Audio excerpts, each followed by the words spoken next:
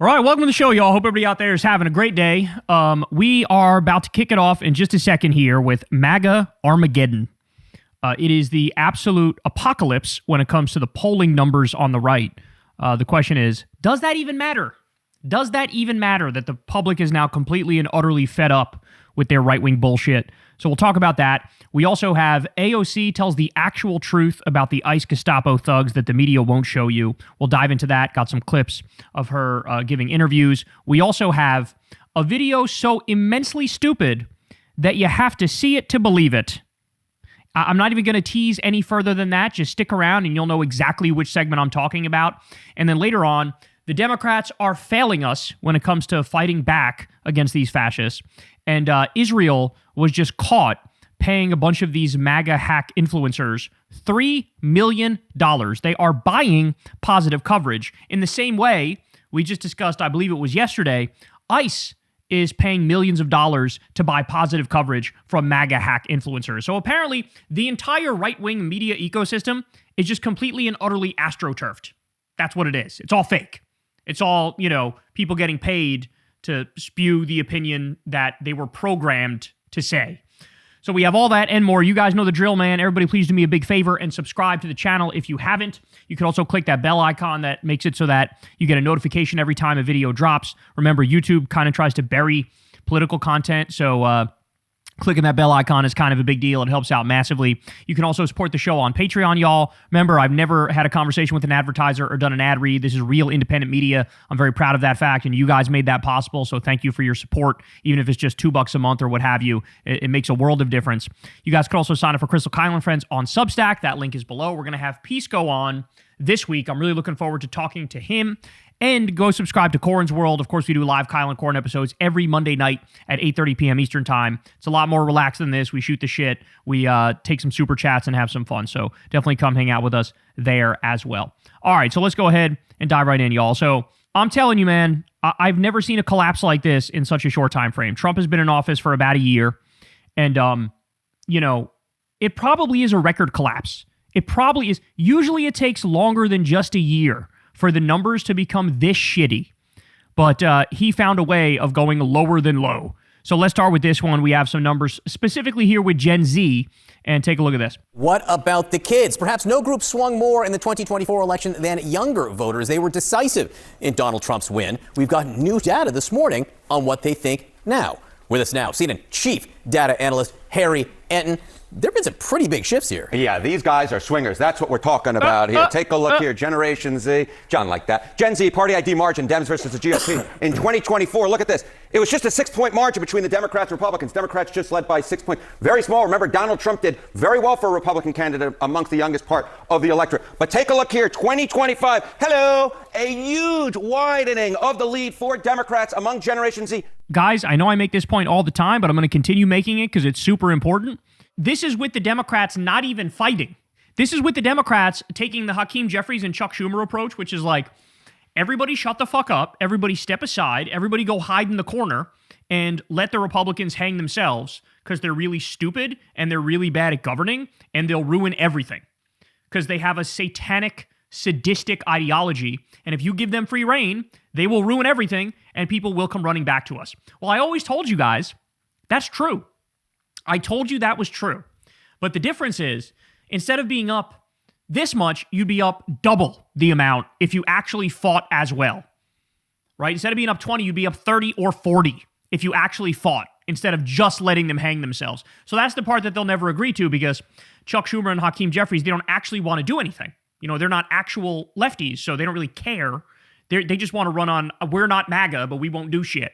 But it gets worse. Watch this. Tripling their lead on party identification from 6 all the way up to 20. That was, in fact, the largest shift, considerably more so than any other group. Yes, there was a shift in the overall electorate, but this more than double the shift that we saw among the electorate at large towards the Democratic Party. Okay, we said it was decisive for Donald Trump. How have opinions shifted toward Donald Trump among this group? Okay, so this in some ways, you might say this, oh, this doesn't necessarily apply to Donald Trump. It absolutely does apply to Donald Trump. I mean, he has just fallen off a cliff when it comes to Generation Z. Look at this. Donald Trump's net approval rating in February of 2025. John said it right. Wow. This was actually a month into the administration. This was a month into the administration. He was at plus 10 points on the net approval rating. He was on the right side of the ledger. Look at this. Falling off that cliff. That is a drop of 42 points to negative 32 points.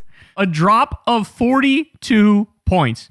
I knew Gen Z was going to learn, y'all. I knew Gen Z was going to learn. Look, I'm a proud member of the millennial generation.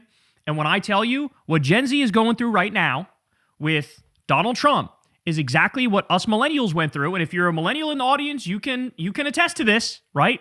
This is what we went through with George W. Bush, where we saw George W. Bush, we saw Dick Cheney, we saw the war in Afghanistan, the war in Iraq, we saw the giant financial crisis, and we saw torture, all this stuff, the country fucking falling apart. They're trying to ban gay marriage. They're trying to do a constitutional amendment to ban gay marriage. That's what they're focused on, right? Nothing positive coming out of the Bush regime. And we went, okay, all right, I got it. This is what Republicans are about.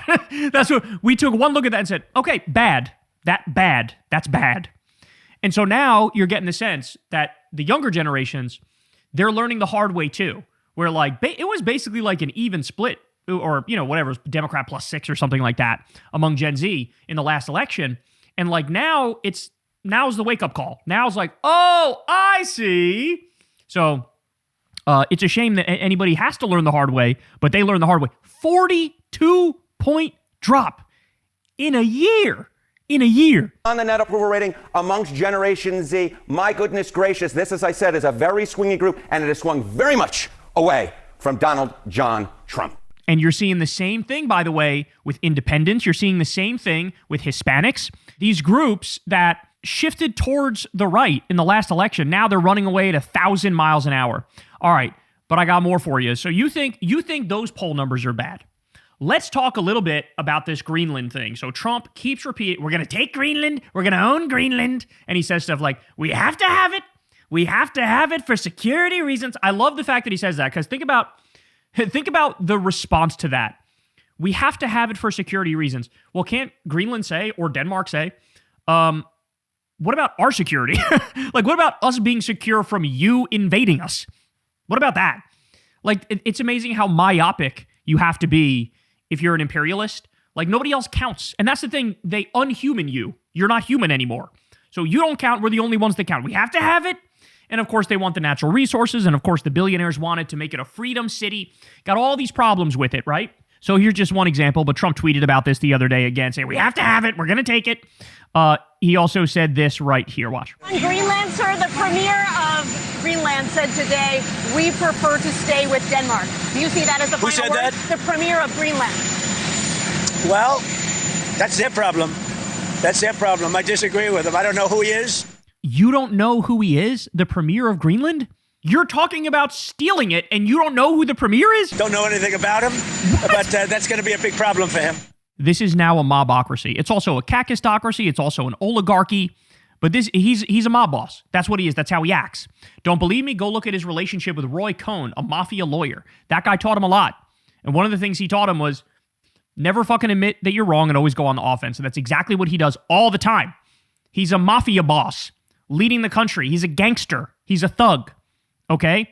But ready? So here he is saying that. Again, he will not shut the fuck up about stealing Greenland. Well, guess what? They pulled it. Support for taking Greenland by force. Oppose 68. Support 8%. Right off the rip here, let me just say, that 8% needs to be institutionalized.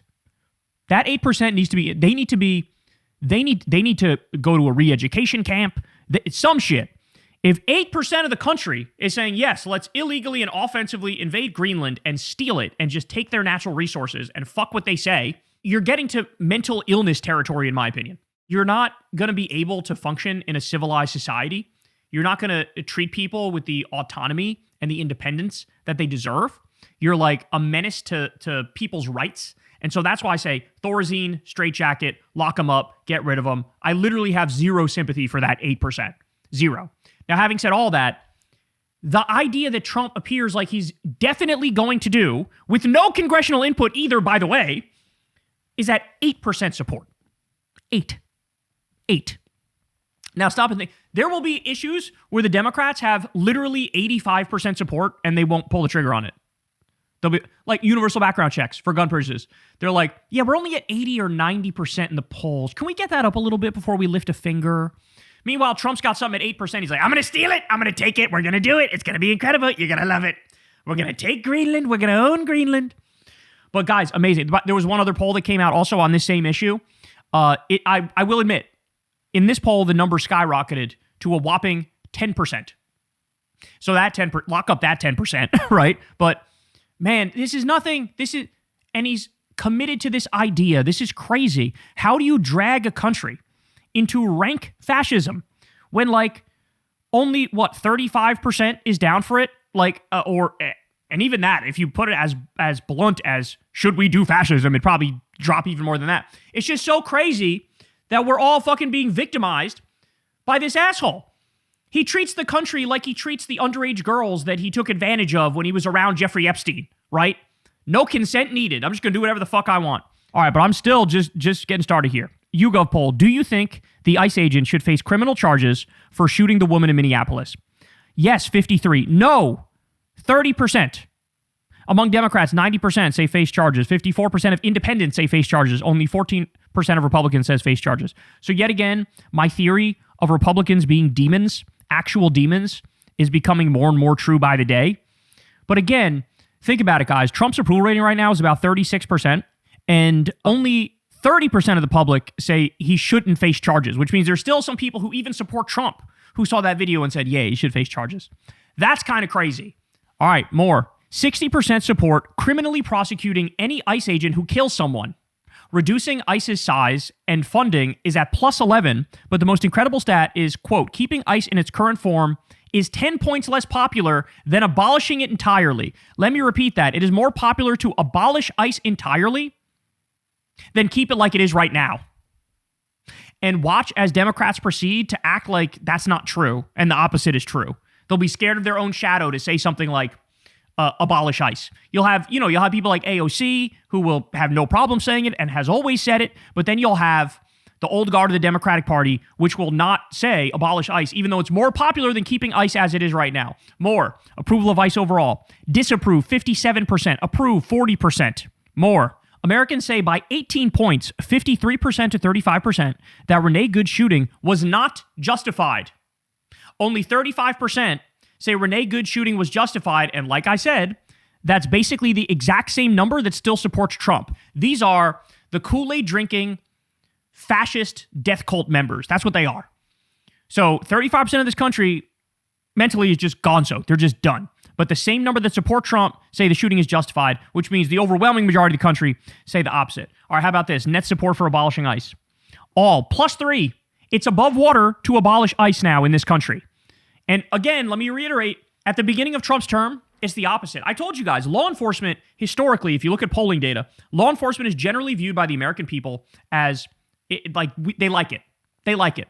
The military gets a high approval rating. The police get a high approval rating. There's this deferential nature to authority when it comes to Americans. However, when people look at ICE, they don't see them as professional. They don't see them as a legitimate authority. They see them as what they are, thugs looking for trouble. And so now, at the beginning of Trump's time in office, ICE had a very positive approval rating. Now, it's overwater to abolish ICE, to abolish it. Among young people 18 to 29, it's +21 to abolish ICE. 30 to 44-year-olds, +3 to abolish ICE.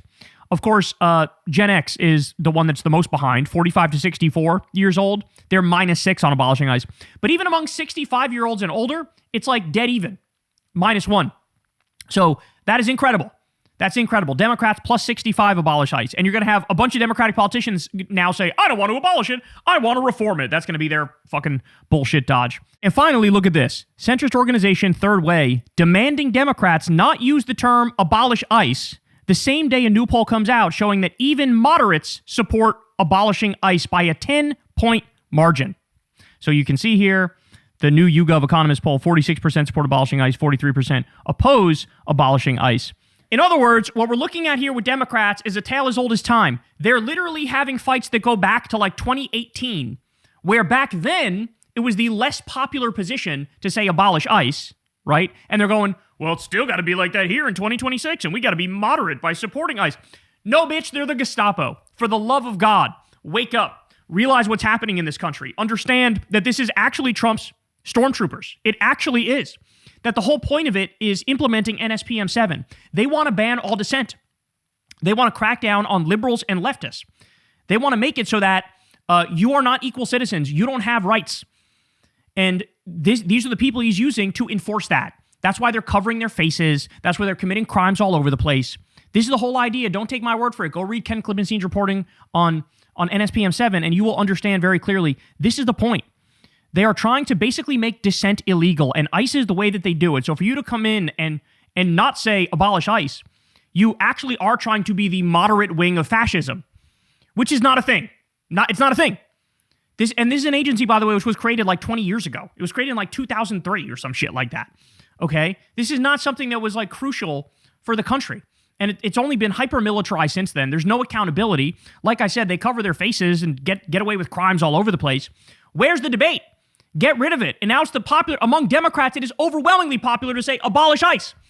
So, of course, centrists and moderates shooting themselves in the dick. But at the same time, maybe we should thank them because they're only making it more and more likely that they will flop horribly in terms of being our candidates. So they're probably going to lose the primaries to run for Congress and Senate. And for president, you're going to have to stand for abolish ICE or you're not going to be the nominee, right? Like, that's just where we are right now. And they're too late to adjust to the times. They still think like their conventional wisdom from 2018 makes them like smarter than everybody. No, you just make it so that your own fucking party's voters despise you and you won't represent us. It's that simple. But as you can see here, these numbers are crazy, what we're talking about, how Americans now have turned on ICE. I mean, we covered, 2 days ago, we covered a story where, oh shit, look, the numbers have shifted on ICE. But it wasn't a majority yet that was saying, hey, we got to get rid of this thing. Now, like that, after people watched a couple more days of what was happening in Minneapolis, the whole country, except the fucking Kool-Aid drinking freaks in MAGA, were like, oh my God, Jesus, no, we do have to get rid of this thing. So I've never seen a shift so severe and so strong and so quick when it comes to a government agency like ICE. But now it's here. And so Democrats adjust with the times or fucking lose. But holy shit, some of these numbers that we're looking at here are honestly MAGA Armageddon. And we're looking at a situation where even if they try to rig it, it could be our version of too big to rig, where it's like, I don't know, man, a 42-point swing among young people, even with all your little tricks, I don't know if you can pull off, fighting that tsunami that's heading your way. Hey, y'all, do me a favor and like and subscribe. It helps out big time in the algorithm. Click the bell as well for notifications when videos drop, and watch that video on screen right now. You know you want to.